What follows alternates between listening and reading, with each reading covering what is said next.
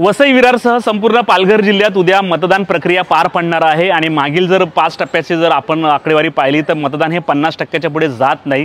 मतदारांना आव्हान सर्वच पक्षांनी केलेलं आहे, परंतु इकडे धर्मगुरूंनी देखील आव्हान केलं आहे। ख्रिस्ती धर्मगुरूंनी देखील आव्हान केलेले आहे की तुम्ही लवकरात लवकर बाहेर पडा आणि मतदान करा।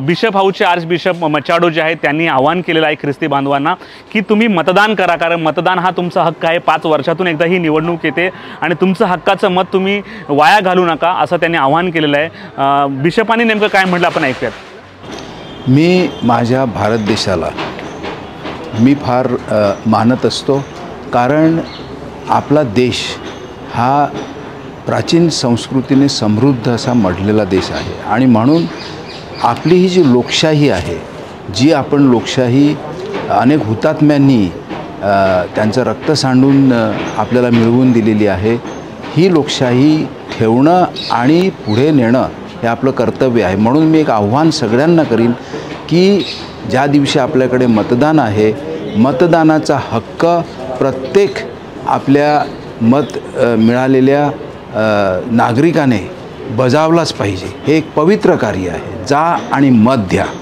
तुम्हाला कोणाला द्यायचं ते तुमचं सतसत विवेक बुद्धी सांगेल, परंतु मत देणं हा आपला एक हक्कच नाही, एक पवित्र कर्तव्य आहे असं मी ठासून सांगेन।